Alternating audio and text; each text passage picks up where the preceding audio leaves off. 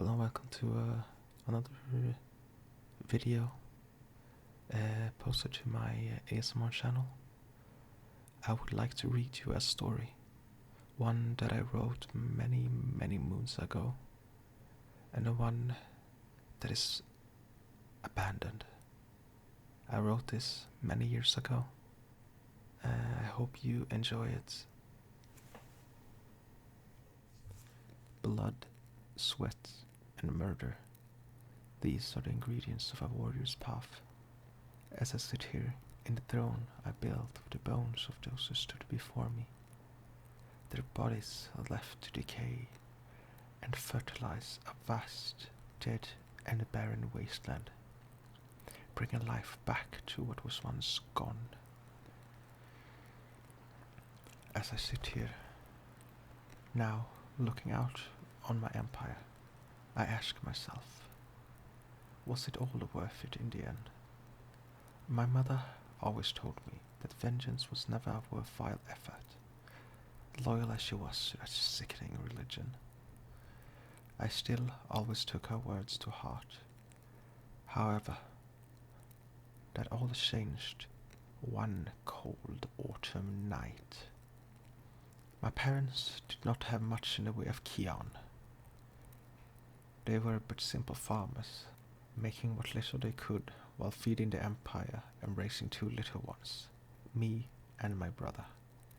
We both helped them as well, working the fields, growing saprolite for food, day in and day out. As for myself, I planted a strudai tree. From a strudai seed I gathered from a nobleman visiting our little town. He was an upper-class, disgusting-looking nobleman that had all the empire's kion at hand.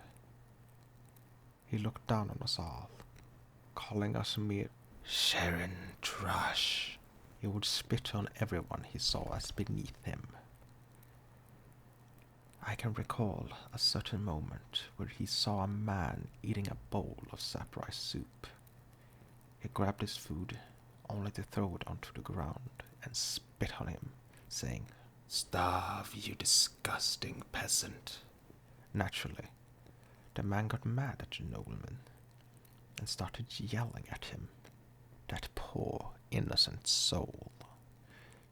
In response, the nobleman took out his disgustingly flashy, gem-encrusted dagger and stabbed his wife to death right in front of him.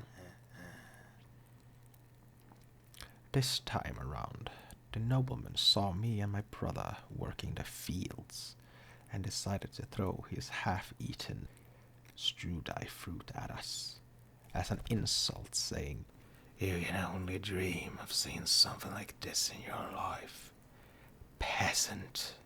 After he threw it at me, I knew, even in those early years, that growing a strudai tree would be an almost impossible task.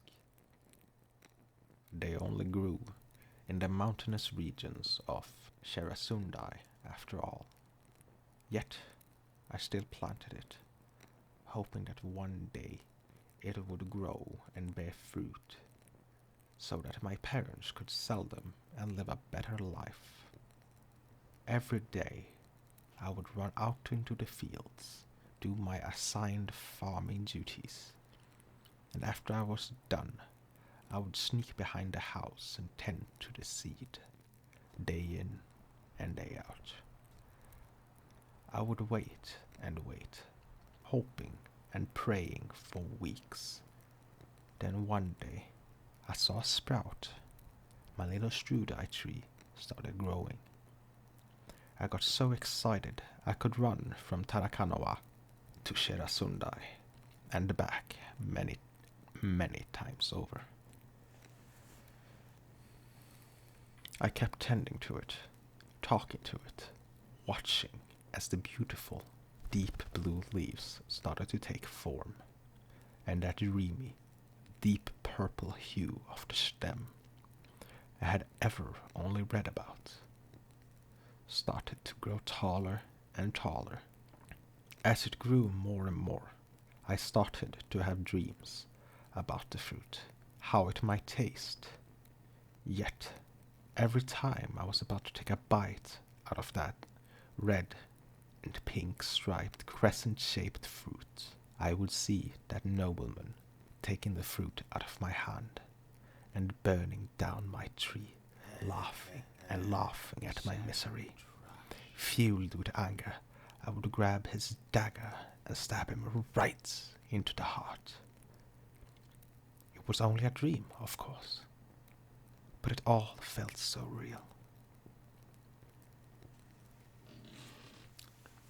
So yeah, that is my story. I wrote that many years ago, and I stopped writing it because